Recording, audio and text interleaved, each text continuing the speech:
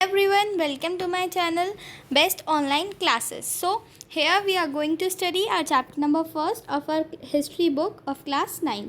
Okay so इससे पहले जो वीडियो लेक्चर था उसमें हम जो इसकी इंट्रोडक्शन थी वो हम कंप्लीट कर चुके हैं. Now we are going to study the first topic that is French society during the late 18th century. ठीक है, फ्रेंच सोसाइटी यानी कि जो फ्रांस था वहाँ पे क्या सब हो रहा था, उसकी सोसाइटीज़ यानी कि वहाँ का क्या माहौल था लेट 18th सेंचुरी, यानी कि ये टिल 18th सेंचुरी तक की बात हो रही है. ठीक है, इस पूरे पेज के अंदर हम काफ़ी चीज़ें पढ़ने वाले हैं बस 18th सेंचुरी तक कि कैसे सब रिवॉल्ट्स के रीजंस थे, क्या सब हो रहा था. जो लुई 16 थे उनके बारे में पढ़ेंगे हम, और जो फ्रांस था उसके अंदर कैसे 3 एस्टेट्स के अंदर जो है पार्टीज़ यानी कि जो लोग थे उनका डिवीजन कर रखा था. ठीक है, so let's start the topic. In 1774, Louis XVI of the Bourbon family of kings ascended the throne of France. He was 20 years old and married to the Austrian princess Marie Antoinette. अब 1774 की बात हो रही है. Louis 16 bourbon family के थे. ठीक है, वो उन्हीं के मतलब वंशज थे और उन्हें थ्रोन ऑफ फ्रांस यानी कि जो राजा का पद है वो दे दिया गया था फ्रांस के अंदर. ठीक है, वो 20 साल के थे जब उनकी शादी हो गई और वो किससे शादी की उन्होंने? Austrian princess Marie Antoinette. ठीक है, upon his accession the new king found an empty treasury. Long years of war had drain the financial resources of France. ठीक है, अब जैसे वो बने थे, जब वो राजा बने तो उन्होंने क्या देखा कि जो ट्रेजरी थी वो एम्प्टी थी और जो रहा सहा जो पैसा था वो सब उन्होंने किसी पे लगा दिया था. अब देखो, added to this was the cost of maintaining the extravagant court at the immense palace of Versailles. और जो बाकी का बचा कुचा पैसा था वो उन्होंने किस पे लगा दिया? Immense palace of Versailles. जो महल था ना उनका वर्सलीज, उस महल का नाम क्या था? वर्सलीज. ये इंपॉर्टेंट है, 1 मार्क क्वेश्चन है, इसे मार्क कर लो. वर्सलीज क्या था? उनके पैलेस का नेम था. ठीक है, अब पैलेस में उन्होंने क्या किया था? जो बच्चा कुचा पैसा था वो सारा उसके इमेंस के लिए लगा दिया था. ठीक है, अब वर्सलीज का अच्छा एक फैक्ट बताती हूँ. तो वर्सलीज जो है अब उसकी जगह पे क्या बन चुका है? बहुत ही फेमस, लाइक ताज होटल है ना, इस तरीके से फ्रांस में एक बहुत ही बड़ा और फेमस होटल बन चुका है. ठीक है, under Louis 16 France help 13 American colonies to gain their independence. अब क्या था? लुई 16 ने क्या किया? 13 अमेरिकन कॉलोनीज़ की हेल्प कर दी. अब क्योंकि देखो अमेरिका में भी उस टाइम पे वॉर चल रहा था. ठीक है, अमेरिका में वॉर होने के कारण जब वॉर होता है ना तो सोशली और इकोनॉमिकली जो कंट्री है वो पूरी तरीके से हिल जाती है. ठीक है, तो कुछ भी नहीं था उनके पास, अमेरिका के पास, तो इसलिए एज ए नेबर कंट्री और एज ए हेल्पर उन्होंने उनकी तो मदद कर दी. 13 अमेरिकन कॉलोनीज़ की तो मदद कर दी इंडिपेंडेंस दिलाने से. किससे? ब्रिटेन से. ठीक है, the war added the more than $1 billion livres to a डेब्ट that had already risen to और मोर बिलियंस लाइवर्स. अब इसका क्या मतलब है? जो वो वार हो रही थी ना, जो लड़ाई हो रही थी उस टाइम पे, जो युद्ध हो रहा था वहाँ पे क्या हो रहा था? उस पे जो खर्चा किया था किसने? लुई 16 ने. वो कितना कर दिया था? 2 लाइव मतलब मोर देन $1 billion लाइवर्स. ठीक है, किससे ज़्यादा? More than 2 billion of livres. अब आप पूछो कि लाइवर्स क्या होता है? सो लाइवर्स एक यूनिट ऑफ करेंसी है इन फ्रांस जिसको डिसकंटिन्यू कर दिया गया था टिल 1794 तक. ठीक है, अच्छा, अब इतनी बात समझ में आ गई कि भाई कैसे कैसे उन्होंने सारा जो है फ्रांस का पैसा किन किन चीज़ों पर लगा दिया. ठीक है, अच्छा ये देखो कि किससे मदद दिलवाई थी? मतलब ब्रिटेन से ही उन्हें इंडिपेंडेंस कराया था. ये भी 1 मार्क क्वेश्चन बनता है. ठीक है, द वार एट ये हो गया. Lenders who gave the state credit now began to charge 10% on loan, so the France government was oblige to spend an increasing percentage of its budget on interest payments alone. अब भाई देखो, अब ठीक है उन्होंने 13 अमेरिकन कॉलोनीज़ की तो मदद कर दी, पर उनके देश की क्या हालत थी वो अब आप देखो. क्या हो रहा था? जो लैंडर्स से जो क्रेडिट दिया करते थे अब उन्हें क्या करना पड़ता था? 10% इंटरेस्ट अपने लोन्स पर और लेना पड़ता था. अब क्यों करना पड़ता था? बिकॉज उनके पास भी मनी की क्या हो गई थी? कमी हो गई थी. और जो फ्रेंच गवर्नमेंट थी उसे भी increasing percentage of its budget on interest payments alone, उसे भी जो इंक्रीजिंग परसेंटेज थी किसकी? लोन्स की, वो सब उसे अकेले ही उठानी पड़ती थी. To meet its regular expenses such as cost of maintaining an army, the court, running government offices और universities, the state was force to increase taxes. इन सभी चीज़ों पर जो है टैक्सेस इंक्रीज कर दिए गए थे. ठीक है, yet even the major would not have sufficed. French society in the 18th century was divided into 3 estates and only members of the third estate paid taxes. अब आप देख सकते हो कि कितना ज़्यादा डिफरेंस था वहाँ पर. क्या हुआ, टैक्सेस तो इंक्रीज़ हो गए, सब लोगों को फोर्स किया गया देने के लिए. फिर क्या था, फ्रेंच सोसाइटी को किस तरीके से डिवाइड कर दिया गया था. देखो फिगर पॉइंट 2 आप देख सकते हो कितना इंपॉर्टेंट फिगर है, बिकॉज ये जो फ्रांस है ना उसको बताता है कि किस तरीके से डिवीज़न कर रखा था वहाँ पे लोगों का. और जो थर्ड एस्टेट यानी कि जो पीजेंट्स थे, बिग बिजनेसमैन थे, मर्चेंट्स थे, और जो लॉयर्स थे, लैंडलेस लेबर्स थे, उन सभी को क्या पे करना पड़ता था, टैक्स. ठीक है.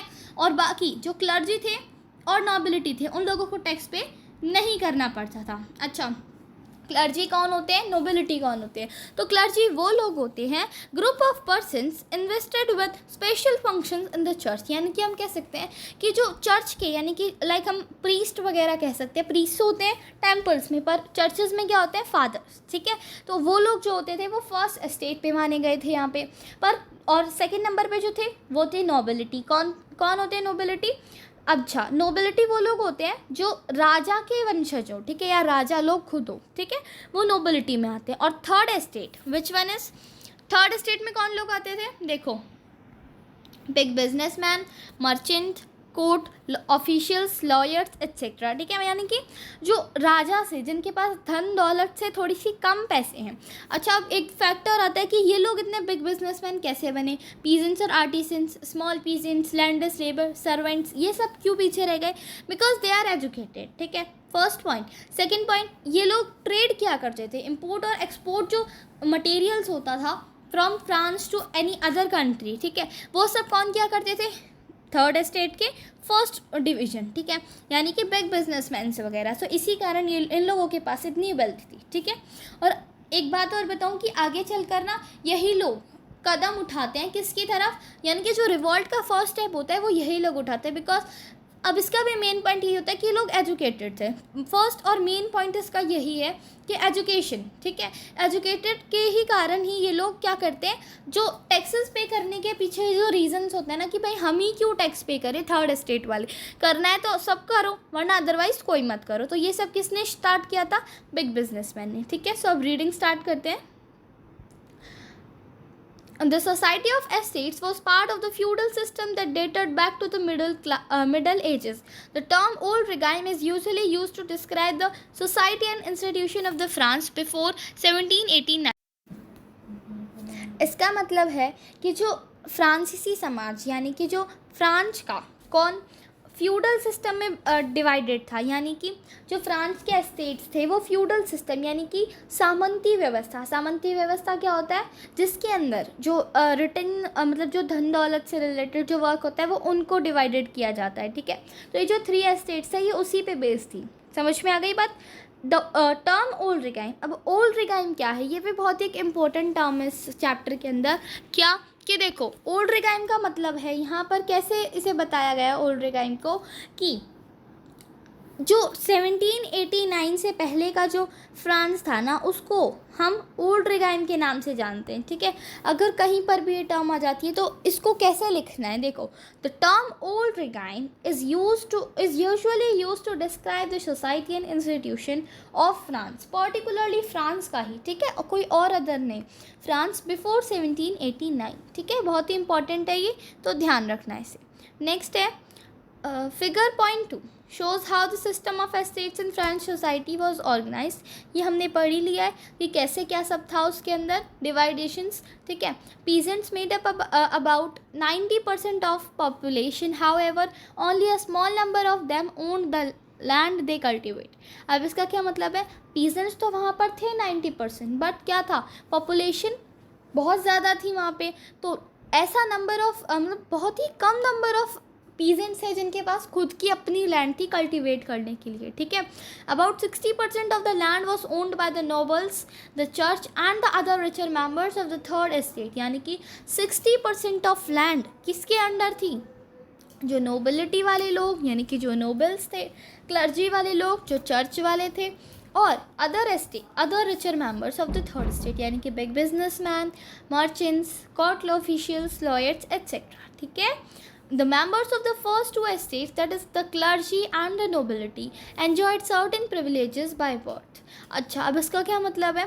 जो फर्स्ट टू एस्टेट्स यानी कि क्लर्जी यानी कि जो चर्च वाले फादर्स वगैरह थे और जो नोबिलिटी थी वो क्या किया करती थी, उनके पास प्रिविलेजेस बाय बर्थ यानी कि बहुत ही ज़्यादा विशेष अधिकार बाय बर्थ थे, बाय बर्थ थे।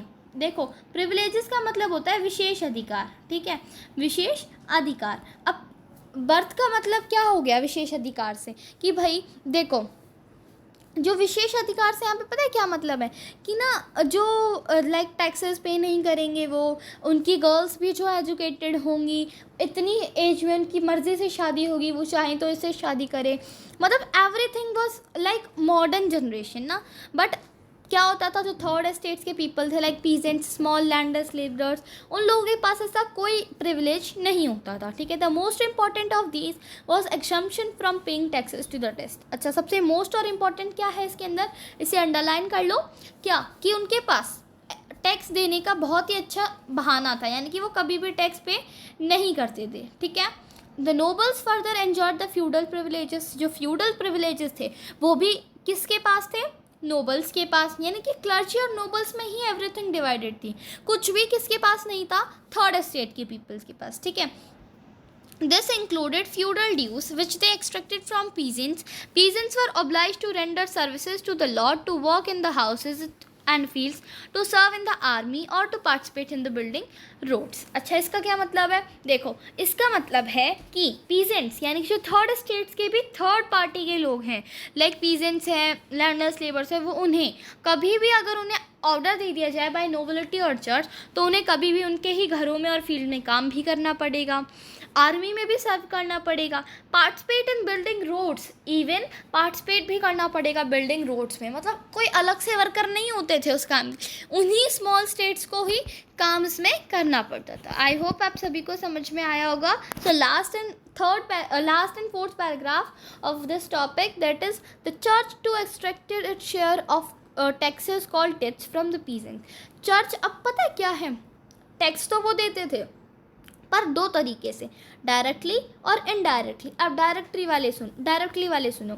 जो चर्च थी ना वो कैसे टैक्स लेती थी उनसे, टिथ के रूप में, टिथ्स फ्रॉम द पीजेंट्स। अब टिथ्स क्या होता है, देखो ये आपके यहाँ पर जो वर्ड ये जो ग्लोसरी दी हुई है ना न्यू वर्ड वाली, इसे रीड करो, ये बहुत ही इंपॉर्टेंट है। अगर आप अपनी खुद के नोट्स बनाते हो तो इट इज़ वेरी इंपॉर्टेंट, ठीक है। क्या होता है, tithes are tax levied by the church comprising 1/10 of the agriculture produce. ये कैसा टैक्स होता है कि इसके अंदर जो भी, मान लो अगर हमने लाइक ये हमारा लैंड है, अगर हमने इतना मतलब इसका पूरा ये वाला हिस्सा कल्टीवेट कर लिया तो इसका 1/10, मान लो अगर इसका 1/10 होता है इतना, ये वाला हिस्सा, तो ये इतना हिस्सा हमें किसको एज ए टैक्स देना पड़ता है, यानी कि इसका जितना भी प्रोड्यूस होगा वो किसे देना पड़ता है, क्लर्जी पीपल्स को। किसको, क्लर्जी को, ठीक है।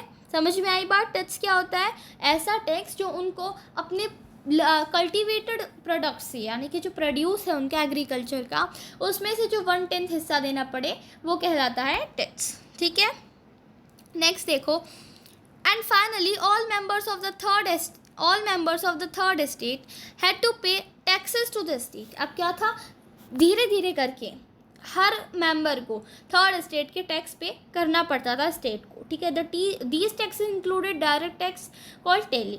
अब जो डायरेक्ट टैक्स था इनको तो उसने कह दिया टेली, ठीक है। Tax to be paid directly to the state, यहाँ देख सकते हो आप, इसकी डेफिनेशन भी सेम है दोनों जगह।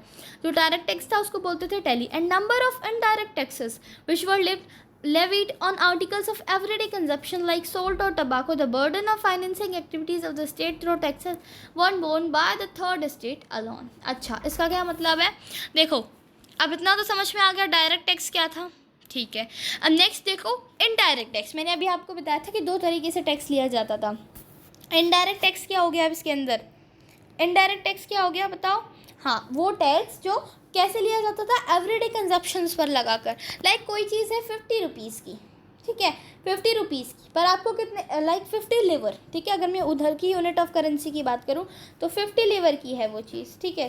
पर वो कितना मिलेगी टैक्स लगकर आपको, कितना टैक्स लगता है वो कोई अंदाज़ा नहीं था कि किसी चीज़ पे 10%, किसी पे 15, तो किसी पे 20, किसी पे 5, according to the wish of Louis 16। Okay, तो अगर मान लो वो 50 की है तो आपको टैक्स लगाकर कितने की मिल जाएगी, 60 की। तो आपका तो 10 रुपीज़ का लॉस ही हो रहा है, चाहे हो वो 10 लेवर्स का किराए पर हो तो रहा है ना। इस तरीके से वो इनडायरेक्टली टैक्स भी लिया करते थे। और जितना भी फाइनेंसिंग एक्टिविटीज़ का जो स्टेट की तरफ से मतलब स्टेट के लिए जो टैक्स जाता था वो सब अकेले ही किसको झेलना पड़ता था, किसको झेलना पड़ता था बताओ, हाँ, थर्ड स्टेट के पीपल को। ठीक है, जो थर्ड स्टेट के लोग होते हैं उन्हें ही सारी चीज़ें झेलनी पड़ती। तो थर्ड स्टेट जो है बहुत ही ज़्यादा डिस्क्रिमिनेट होता था इस बात से, क्या कि हर चीज़ में किसी मतलब प्रिविलेज मिलता है, हर किसी के पास अधिकार नहीं था हर कुछ करने का। तो थर्ड स्टेट जो है बहुत ही ज़्यादा डिस्क्रिमिनेट होता है और इसी के कारण जो डिस्टेंस था रिचर और पुअरर के अंदर बहुत ही ज़्यादा वाइडेंड हो गया था। I hope you understand the chapter very clearly. If you have any doubt you can ask in my comment section. If you like the video, please subscribe my channel and support the video.